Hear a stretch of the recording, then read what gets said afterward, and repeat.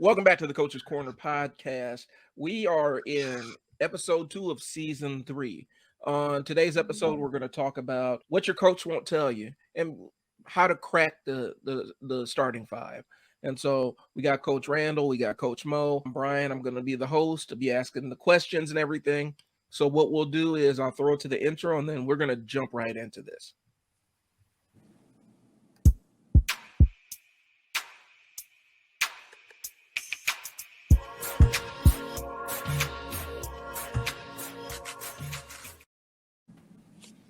All right.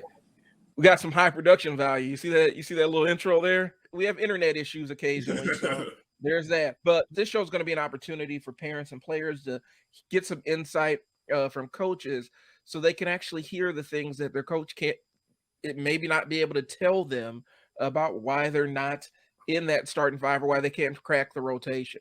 So really the thing that we've been talking about behind the scenes is this is to try to get you to be the player that you think you are. I'll let the audience kind of decode that one a little bit. But that's what we're going to talk about on today's episode. So why don't we get into the intros first? Since Coach Randall, since you are the guest, go ahead and introduce yourself to the audience. All right, yeah. No problem. My name is Randall Crutcher. I've been helping Mo out now for about 4 months. Used to play basketball for Creighton, originally from the Illinois area. After I finished playing college ball at Creighton, I played some pro ball in Europe for Germany, played some pro ball in Doha, Qatar, won a championship in Germany, was runner-up in Doha, played a little bit in Bogota, Colombia, and Poland. Then when I finished, I helped Todd Eisner coach at Bellevue University for about 2 years, and then I coached a year at Lemoyne Owens College at a small black college out there in Memphis. And then I decided to have some babies, get married. I did a little bit of coaching with my friend Ed St. Fleur, old point guard from Creighton with the Omaha Rebels. But once I had my babies, I decided to lock in, and that's what I've been doing, and ran a car dealership for a while. But I got out of that so I can spend more time with my nephew now that he moved out here, and that opened this up so I can coach with Coach Mo. All right. Mm-hmm. Thank you. Coach Mo, thanks for being on the show, Coach Randall. I think we're going to get some fantastic information. Coach Mo, go ahead and give a quick introduction of yourself. Coach Mo Athletics founder. We are, as a team, it will be 7 years this year as a team. Me and Brian did this, and Randall, you came on at an amazing time. So it's good. I've been coaching 22 years. I actually played multiple sports. Played at UNO, played football at UNO. Went over and played a little overseas ball over in Panama. I was a street ball kid, so I was a kid that kind of developed late in the sport, had all the skills, had no guidance into how to put it all together until I got to college, put it all together, and kind of my goal was to help kids before they get to that issue to start working with them at a younger age. I'm a certified speed and agility specialist, one of the few that are in this state. I know the other guys out in like Western Nebraska somewhere. So I help with footwork and development of explosiveness with athletes, resistance band instructor. So you'll hear my hashtag Bouncy, playing college ball or playing JV varsity here in the Omaha, Bellevue, Millard area. I work with those. Started coaching by accident because my brother needed to coach at the Y.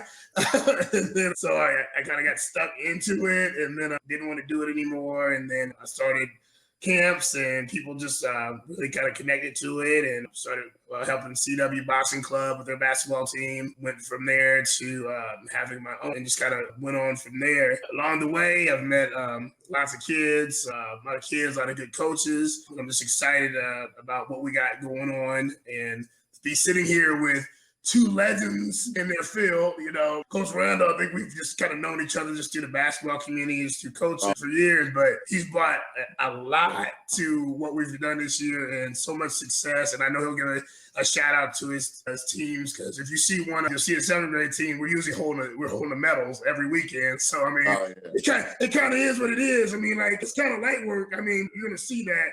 And me and Brian have been college buddies, started off on the radio station for a while, and just a legend in the marketing business. And just, and I always say it, he always gets embarrassed by it, the smartest guy I know. So he makes me look good because all I am is just a face. So I appreciate it, man. I do appreciate that, bro. So What we're going to dive into is, I think, let's just start it out. Let's get right into the conversation. We're going to save everybody's time. Coach Randall, what are some things that, let's start it off. Give me the number one thing that you need, that you think that coaches aren't telling these parents and these players. Give me just the number one thing, the most urgent thing. The most urgent thing is my big thing is about them being in shape and able to keep out there competing. I have a big thing about people making mistakes on full speed, and that's one of my main things. If I don't have effort out there, most coaches, we want to coach. If I have to coach effort, then I don't want you on my squad. Like I said, if you are going to play hard, and then it's just a matter of guidance, and I just got to put you in the right positions and make sure that you're doing the right things and have the right ideas of what you're supposed to do, then I'm gonna love doing what I'm doing. But when I can't coach effort, kids go out there and they miss a shot, then they want to hang their head down and just mope, or they won't get in enough shape where they can get up and down the court. Those are my pet peeves on it, because I'm just like, if you want to compete and you want to help out the team, you cannot be standing out and be a hindrance on the squad. And that's something that I love to tell parents when they sit there and try to argue with me about why people aren't playing. But yeah, that's my main thing first. All right.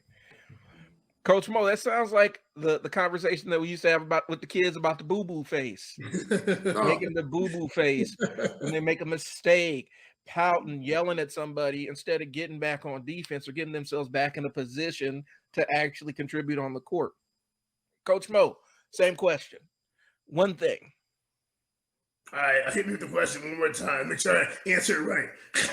So we're talking about one thing, the number one thing that a coach isn't telling a kid or a player or a parent that could help them out. Like, what's that one thing that's keeping them out of the starting lineup? The number one. Yeah, but I agree a lot with Randall on that one, so I always agree with that. But I guess I'll throw another one out is, what are you doing outside of practice? What are you doing outside of practice? So my thing is, if you think that you're only going to get better by coming to, practice once or twice a week, and then that's all you do, you don't study, research the game, you don't watch basketball, you don't go outside and dribble, you don't work on passing drills, you don't do that stuff there. How do you expect to get better, and how do you expect to get into a lineup? How are you supposed to beat the person out that's in front of you? If all you do is just show up to practice and think that's where you're going to get better. Okay. So a lot of this, and I think the thing, it sounds like the thing that the common thread is, a lot of this has to do with not external factors.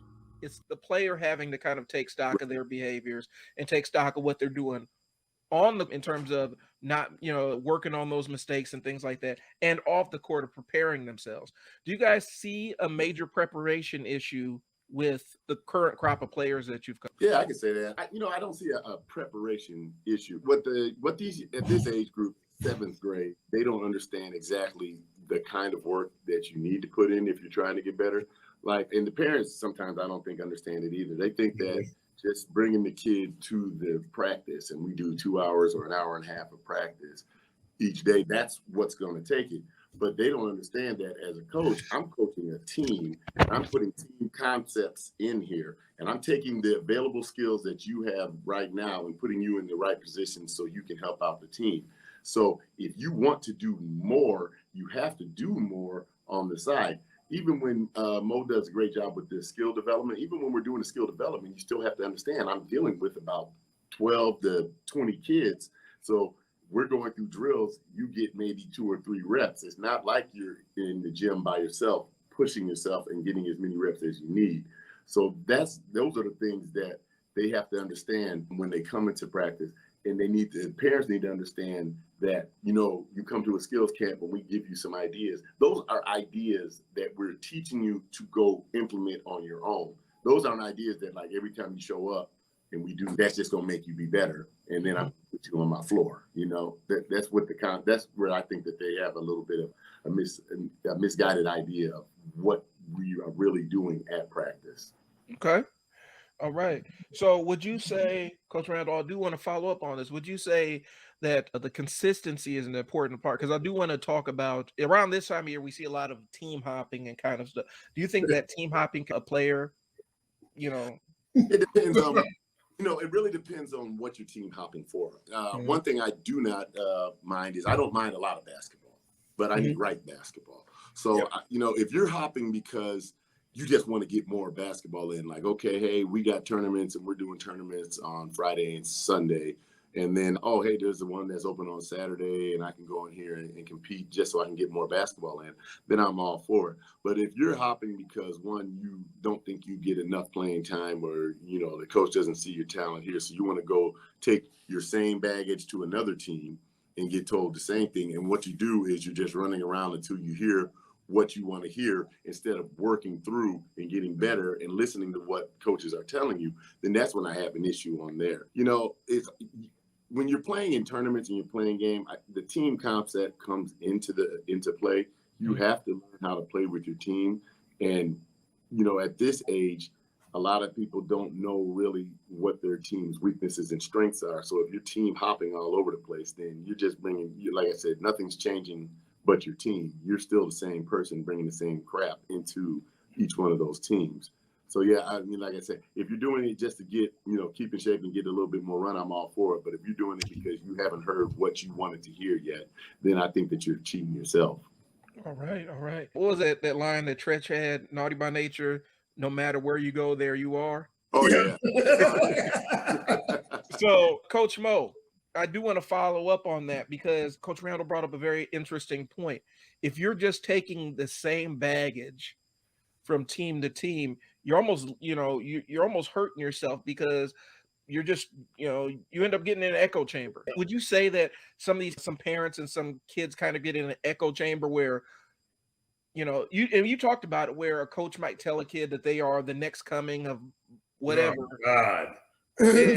And then when you get them on your squad, you realize there's a lot of holes in their game, but you have to kind of almost deprogram. Have you ever experienced that? I'll ask you that. Have you ever experienced that, kid?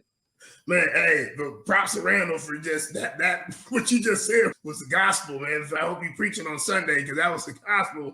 Like, you just can't hop around. But I've gotten that where people will send me a mixtape of their kid, or they'll send me what he's ranked in his 1 AAU game where he scored 20 points. And I'm like, that's fine, but I don't know who this kid is. You know what I'm saying? I don't know who this kid is. And with the mixtapes and the highlights, I also want to see your defense. You know what I'm saying? I want to see, I want to see how you react to a turnover. I want to see, how do you react when you lose a game? How do you react when you're down? Can you help your team come back? That's, to me, and Randall played D1 basketball, to me, a recruiter needs to see all of that, and so I know we love our kids. Randall, you're a father, Brian, you're a father, I'm a father. We love our kids, but we also, I think we're all three realistic at what their strengths are and what their weaknesses are, and so I think parents and guardians have to be very careful of who they listen to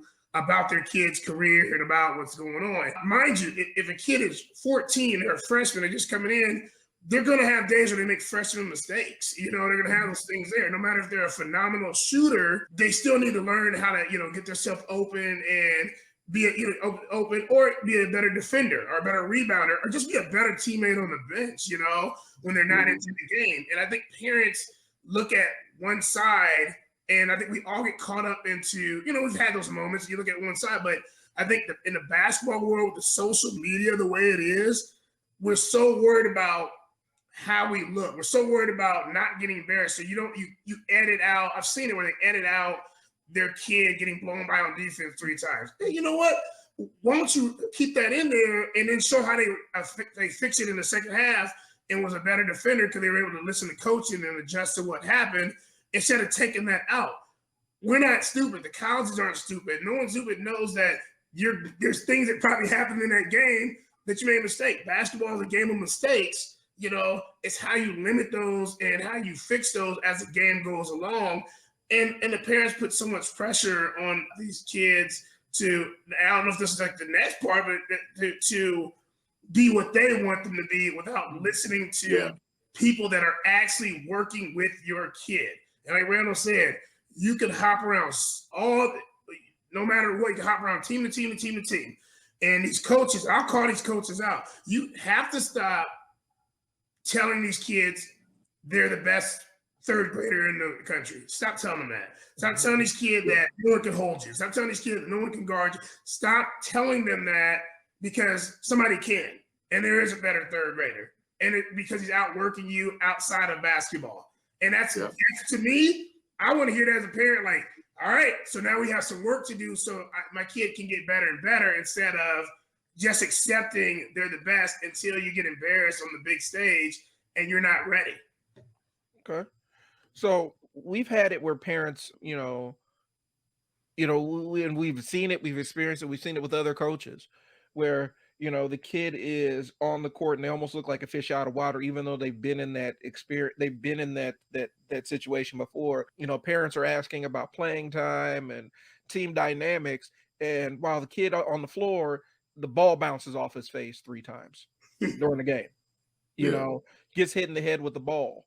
So I think there is a disconnect, and you guys could speak to it a little bit more. I think there is a disconnect sometimes between what's happening on the court and what the parent sees. So how would a parent get around that? How would they know, like, okay, I need to remove my own biases? What's a good way? And the one out there is actually watching the whole game, watching game footage of their kid playing. Whoa, yeah. Randall, you got this one, buddy.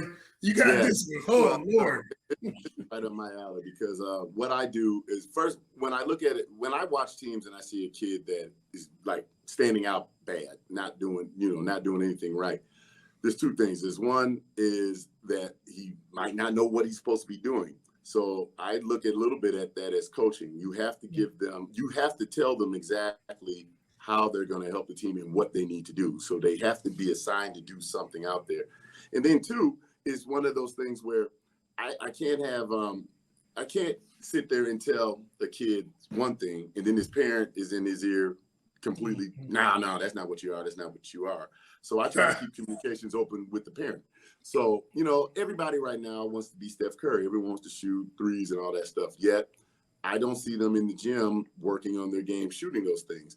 Me as a coach, I'm not going to let players try things that they aren't good at to hurt the team. I'm never going to sacrifice what we're trying to do for the team. So when I have a parent that's telling me that their kid needs to do more of these things, I will tell that parent exactly what I think of them. I do not gaslight. I do not sugarcoat. I'm very confident in what my basketball knowledge is. And I tell them exactly what I think their kid is, what I think their kid can help us with. And when that kid is not doing those things to help us, he's going to be sitting on the bench. And now I tell them also, I'm not wavering in my coaching. This is who I am. This is how our team is going to be. So I give them that option to say, if I'm not the guy for you, then go. I'm not going to beg any kid to stay on my team. I'm not going to beg any team. I'm not going to kick any kid off my team.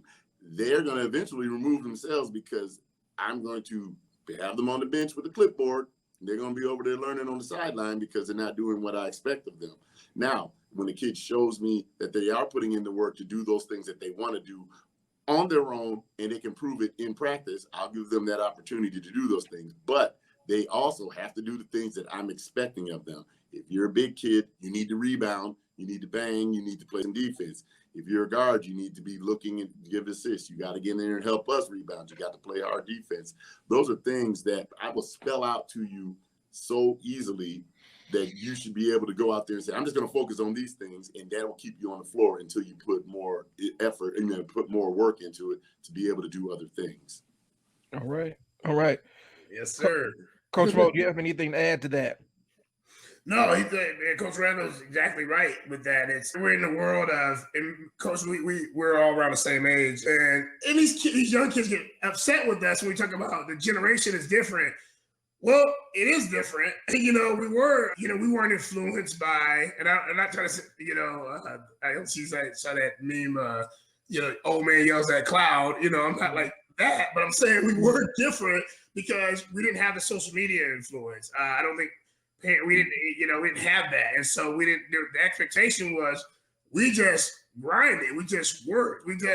There was no one, you might have somebody in your ear at your house, but the world wasn't ranking you. There was no Right. AAU back in the 80s or nothing like that too. That was telling you were this and that, and these big AAU teams that are taking thousands of dollars to do write-ups on your kids and telling hyping them up, and it's like, man, you give me a couple $1,000, I'll tell your kid, I'll tell you all the positive things he said too. But the thing is, I'm also going to tell you the things they need to work on. So you probably don't want to come to me because you can save your money. You can save your money in that aspect. It's like, because to me, that is a reflection on how myself and the coaches that I work with, we're family, we're brothers, we're on the same page. And I know Coach Randall, we talk every day, his expectations is high for his teams. And my expectations are high for the teams and the kids that I coach. So you can't just come to us, slip us money and say, do this write-up and don't say nothing negative about this kid. Well, hey, we're not actually saying nothing negative. We're going to say what you need to actually work on. I don't care if your kid goes plays for his school, because most of our kids, that's what we say, play for your school, then play for us. Mm-hmm. But if your school coach allows you to pout, allows you to walk up to the court, and allows you to do that, that's him. That's her. That's not us. If you play for us, we're going to keep it real. Because Randall, you got recruited, and no recruiter was coming to you and telling you the first 5 things you did was negative. They're like, hey, man, I really want you on the team. I don't care if you walk up the court. I don't care if you kick a chair. I don't care. We still want you. No recruiter in the world is saying that. They're looking at, here are the 5 things that stood out. You're scoring, you're rebounding, you're getting as high as you can on the floor, you're a good teammate, you're boxing out, you're strong, holding the basketball. And that's what we're trying to help these kids understand. It's like, there may be a reason your kid didn't make the team. There may be a reason. And it usually just stands. It's usually glaring. But then we get the parents that come and they're like, Coach didn't like him. Coach hated him. I'm going to tell you one thing. I know some really good coaches, more good than bad. But even the bad coaches, who consider bad, I don't think they particularly hate a kid. I think they may not know what they're doing. They know what they're doing. They might have like a couple, like 3% of everybody hate the kid and they're weird and they'll wean themselves out. I think parents don't want to hear the truth. Parents want the truth. It's their baby, and it's that, Brian, we talk about the mama bear, the dad, the papa bear, where we just want to protect our kids. And man, do we love our kids. I love all my kids, but I know the strength of all 3 of my kids. I know all their weaknesses, just in general as being a parent. And I think parents have to just let go. If you want your kid to get better and develop, let go and just listen. Man, me and Coach Randall and Coach Joel, Brian, we've had disagreements. Or like, hey, you should do this. And like, nah, Coach, I do it because of this, do it because of this. And then when we're done, I'm like, you know what? I see what Randall's talking about. For that 3 particular players, that does work. That does work. And that's just me being open to, open what he has to say. Being coachable, right? Coaches can be coachable too. Players need to be coachable. As adults, we have to be coachable and be able to adjust. But parents, you can't take this stance that everyone's out to get your kid. If they didn't make their team, there may be a reason. If it wasn't grades, or if it wasn't attitude, it probably is a skill level and things that need to catch up on. And don't come to us, with a sad story if you're not going to be willing to listen and get better. Right. Now, I like to add something. What the parents and the kids don't do now is we're in a different age right now. We have access to everything. But what happens is with us having access to everything, all we do now, look how the kids watch basketball now. They don't sit and watch a whole game. They go to ESPN and see highlights. They go to YouTube and see highlights. So everything that these kids see that is getting all the highlights and is what they're working on. But what we do, and this is something that we implemented this year, is we're taping every game. And then I make sure that I put the whole game on. Me and Mo talk about what they did good, what they did bad. And then I'm teaching the kids how to watch a whole game and see the things that they've also did bad. See when you didn't run back on the floor. See when you didn't cover on this help side. See when you didn't box out. Those are the things that teach you the game. So we're teaching those kids, and we're also teaching those parents to be able to watch a game and see the things that they need to work on throughout the game, instead of zooming through the game and only finding the good things your kid did and then putting them up and then trying to sell that. sell that to the people. And I'm like, well, yeah, they did these, but now what did they do over here when they didn't have the ball? If they don't have the ball in their hand, are they standing there mad because they don't have the ball in their hand and they're not doing anything? They're not setting picks? Are they not covering on the help side because all they want to do is guard their man instead of be a team player and guard their man and help and recover and stuff? These are the things that, since now we have access to everything, we're losing that insight on it. And like I said, I can't believe how little kids know when they first come in there. And like I said, it seems to me like it's the easy thing because I've been doing it forever, but it's just mind-boggling. That's all they know. 3, 3, 3, 3, 3, not help side, slide, set a pick, take a charge, those things. Yep. All right. So I wanted to talk about that a little bit. I wanted to kind of expand on, because I have a little bit of a soapbox here regarding the social media thing. And I see it facilitates a diversion class. Like, today's my day to go facilitate my class for young men that have gotten in trouble and stuff like that. And one of the things that I keep hearing is how social media has really had a negative impact on their school experience, where they feel like it's facilitating fights and things along those lines. But also, you touched on the fact that the kids are only watching highlights. They're not watching the whole game. They're not getting the whole context of the game. And I want to ask this question, and then we can answer it, and then I can go to a quick break, and then we can come back. Do you think that social media is having kids compete against strangers when they can't even beat the person that's in front of them in the court? Oh, shoot. Man, dang, Randall, you got that one. Oh my God, that was a Mike Tyson vintage '80s blow there.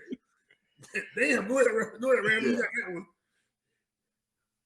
Yeah, see that. Yeah, to me, that social media stuff drives me up the wall. It's so ingrained in all these kids' lives right now. And like I said, I might sound like an old man, sitting there screaming at everyone because I can't stand it. But my social media when I was younger was, I roll, we go to Franklin Park and we know who the best ballers are over in this set. And then we go over here, we know the best ballers. And you know why? It's not because they're telling us, it's because other people are telling us. Now, you have to understand, in this social media climate, you're directing your own movie. So I can sit here and make myself look like the best thing in the world. I can be the most suave dude. I can, because I'm only going to highlight my highlights. Nobody's showing any of that stuff. And then what's so funny is, like, I'll see, and Mo has seen it too. We'll see a person who's got a whole bunch of likes and a person who looks like he's amazing on the basketball court. And the people talking about him are a bunch of idiots that don't play the game. But then when you get around people that know the game, when you get around coaches, you get around true ballers, true basketball people, and then they will tell you exactly what it is. Like, yeah, he's not as good as you think he is, or he's all about the show and no go. If those are the people that are talking about you, when I hear real ballers, real basketball people talking about, hey, this kid can flat out play, so many times I've rolled up and I've seen the star that everyone's talking about because of social media. And then I'm sitting there watching another person on the team. And I'm like, that kid can flat out play. We'll use the example. My point guard, Sean, I love him. He does not score a lot. He maybe gets about 5 or 6 points a game, but he gets me about 4 or 5 steals. He gets me about 5 or 6 rebounds. He's always setting assists and setting up people. He gets a hockey assist all the time because he gives the ball up and then the next person gets the assist. But he gets the most playing time on my team because as a coach, I can rely on him to do what needs to be done. Now, is he going to fill up a highlight reel? No, he's not going to fill up a highlight reel. But any baller, any recruiter, any basketball person who loves the game and knows the game will sit there and they'll say, that guy makes your team tick. That's the kind of guy that I need on my team, 100%. And that's what you're looking for. But that's where the social media aspect kills it, because it's the show. Like I said, we'll see a guy that can get up and dunk, and just the nastiest dunk. And everyone's talking about that dunk. How many points he had? He had that dunk. But then we had this other guy over here who had 5 steals and hit all these jump shots. Well, how many, why are you practicing so many dunks when you might get 2 or 3 dunks a game, but you're going to get probably about 8 or 9 jump shots a game? Why not work on that? So those are the things that the social media does. It just desensitizes and makes everyone's view skewed. And you have to go talk to the real ballers to understand what's going on out there. Okay. All right. Coach Mo, you got to follow up on the social media aspect of it. You have a perspective on it too. Yeah, and so I'm glad Coach Randall brought up Sean, and one thing to add to Sean for that team is Sean's a kid I've had for a while that actually we talked about Randall. He trained with me separately, and he comes to other stuff, and he does what we ask him to do. He doesn't just show up to the practices and just makes things happen. This kid is, he's grinding. He's coachable, and that's another thing that we say. Like I said, with the social media part of it is, I guess we got to start changing the narrative. I guess with recruiters and just in general, you got to stop asking the kid after their game, if you didn't go to that game, how many points do you have? I think that question is so bad. I think it's so bad because they can't. And I tell my oldest is super humble. I mean, he's a freshman, and he gets some varsity minutes, and he's actually done really well in those minutes. And of course, at the freshman level, he does different things. He scores and those kind of things there. But my understanding, I had to make him understand, is every level you might have a different role on every team. Every game might be a different role. And I guess I was really proud of him in an aspect because he's always been a really good defender, but he's owned that. And he wants to cover the best person. He wants to show people what he's been doing in his speed and agility. He wants that. And I told him, I said, maybe right now at 14, you're not going to light up the game and score every time at the varsity level. At 14, you're going to have your chance. But, man, knocking the ball away, getting a rebound, boxing out, hustling back, making the right play, being a good teammate. When you get a chance to hit the threes, your open threes, hit them. You get a chance to hit a floater, hit them. And he's embraced that. He's also embraced being a high percentage free throw shooter because we've all seen games lost on free throws. We've seen that, and that is a skill that you have to work on. You just don't walk in the gym and knock down free throws. It didn't happen like that. That's a skill you have to learn beside that. But social media won't say that. They will hype up the kid that's averaging X amount of points a game. That is great. If you can flat out score, that is great. But Randall, and I know, there's people that are back in Chicago, in the same hood you grew up in, back in Raleigh, where I grew up in, here in Omaha, I came in when I was little too as well, that can still flat out score the basketball. But if you ask them to play defense, to lead a team, to be coachable, to get rebounds, those kind of things there, they cannot do it. They cannot do it, and they refuse to do it. But social media would tell you that guy is a better player than this next one over here. Like Randall said, right. I'm coming to the game like, man, this kid's locking down. My kids, I had kids last year, and just shout out. I've worked with Bellevue West and Millard North kids, and they've been in the last two state finals here. And the year before, Bellevue West won. The year after, Millard North won. And the point guard play was phenomenal for both of those teams. Shout out to Chucky and Jaden. Chucky's at Wisconsin, and Jaden's at Old Dominion from Middle North. And a lot of those kids that are playing D1 basketball. But it was weird because everyone expects in a state championship game this scoring explosion and this 99 to 101 point game. And it wasn't like that the first time they played. Chucky kind of struggled to shoot a little bit from the game, but his impact on the game defensively and the assists he throw and they came back and won a game where it looked like it was over in the last 2 minutes, won this game because of that stuff. I think at the end of the day, he had 7 points. He had 7 points. And he's a kid that can drop 30 to 40, and he won a state championship that way. He's a championship that way. So social media would have been on his head had he lost that game.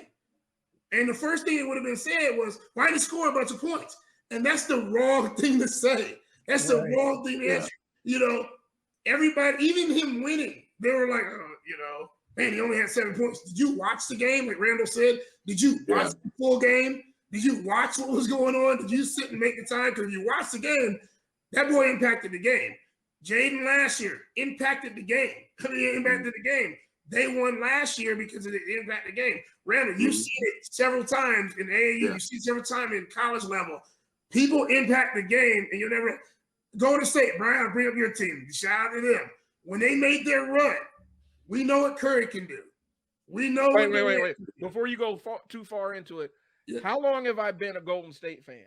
I've known this man for more than half my life. Actually, I've known you pretty much all my life. This dude was a Golden State fan back with the old jerseys and stuff like that. I mean, I'm talking about back in the Weber, Chris Mullin days. So I always had to have his back when people were like bandwagon. No, he was about that life. So when we watch it and everybody's like, Curry, man, Clay, we know those guys are great. Hall of Famers. We got that. Did you watch what Iggy did? Did you really watch the series? If you watch him play, did you watch what Livingston did?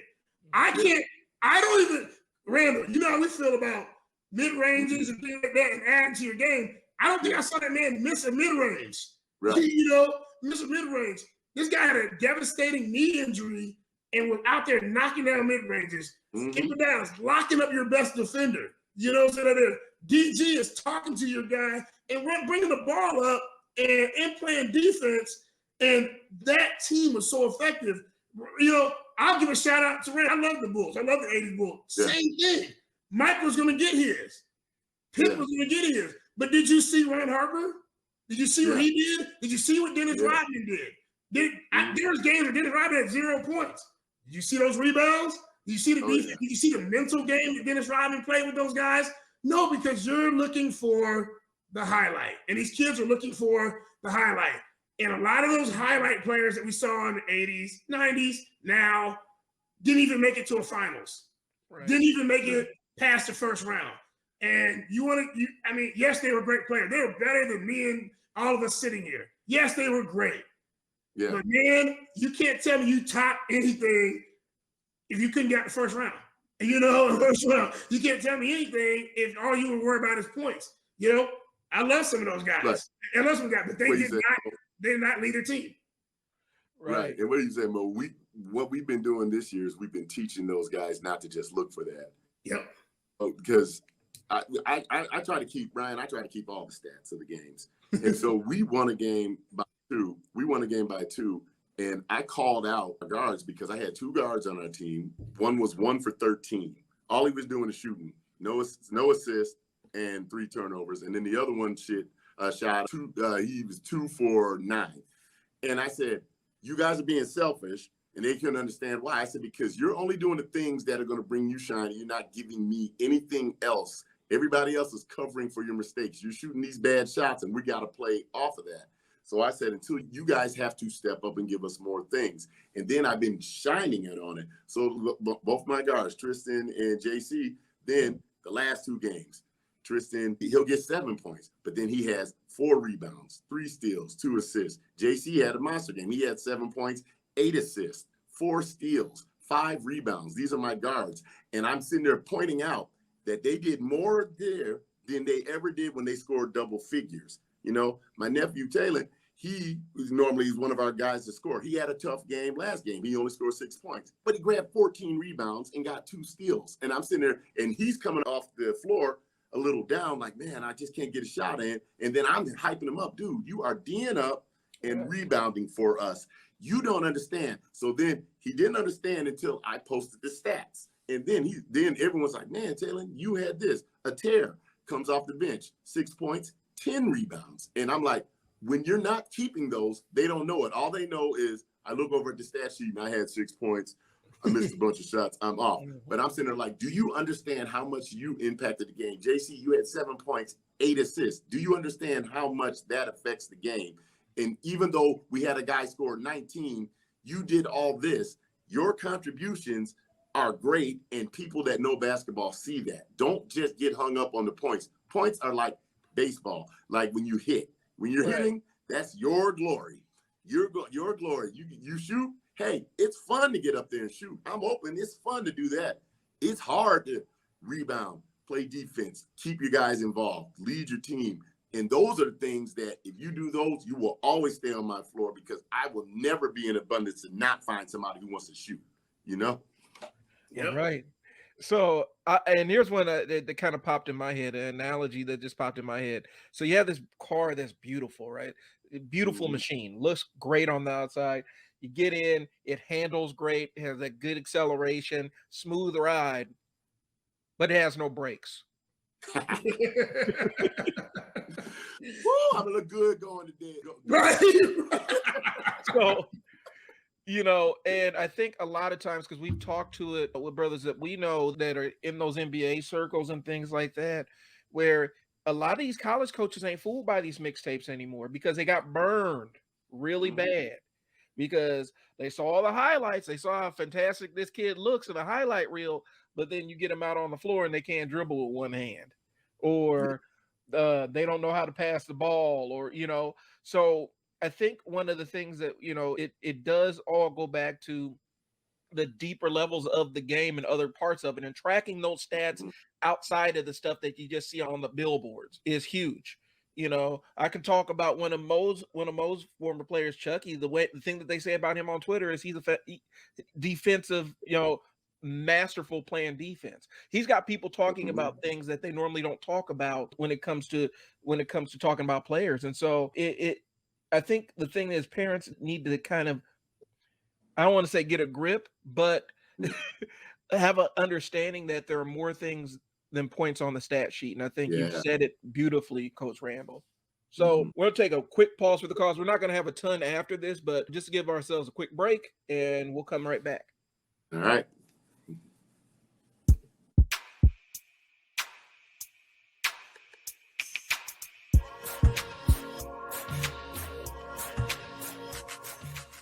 All right. So we're going to wrap up this conversation. We talked about it off camera.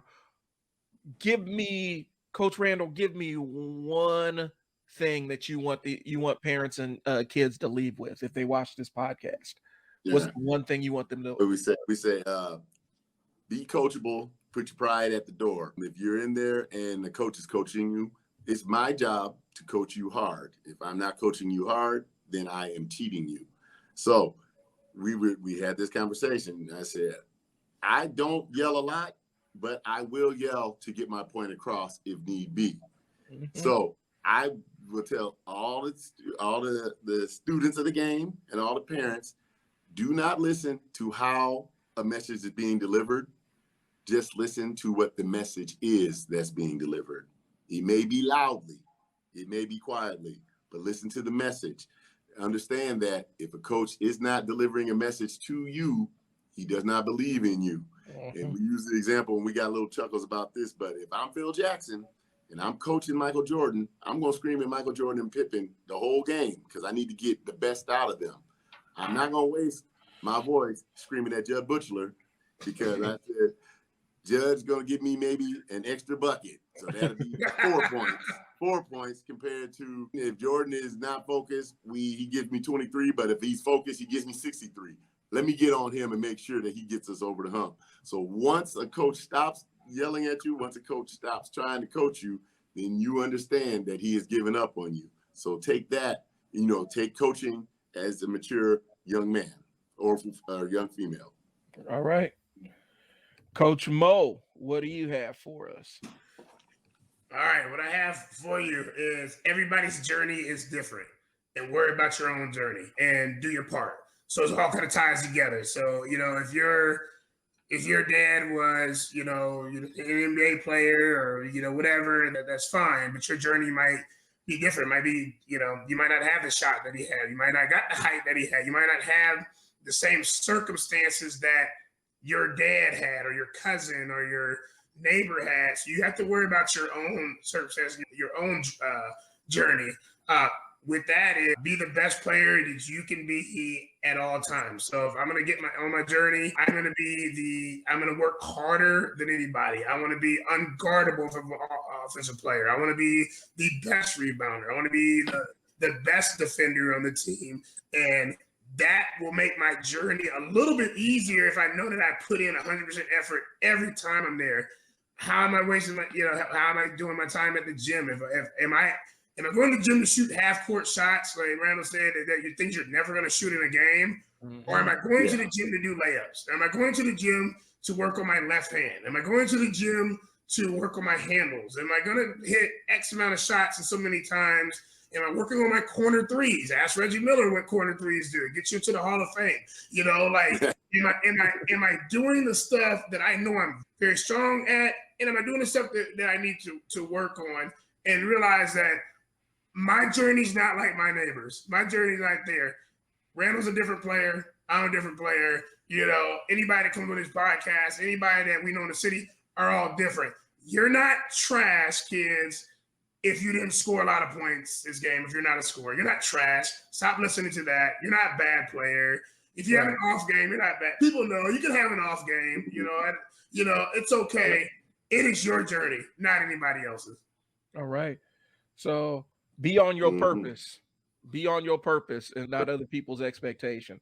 I think that goes into the thing we had talked about earlier about social media, not, comparing what you did to somebody's highlight reel, because you're not getting the full picture of things. There's so much more that can go into it. And I think maybe we can do a future show that is just dedicated to parents and kids about surviving the social media era as a basketball player that's coming up. I think there's something there. Yep.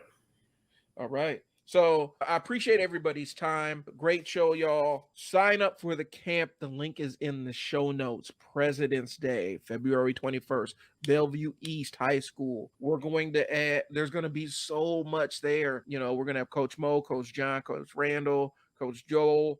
Everybody's coming out to this, and they're going to be delivering the things that they think that your kid needs to take and work on. You're going, it's a starting spot. You're not going to come out and you're not just going to attend the camp and then not do anything else.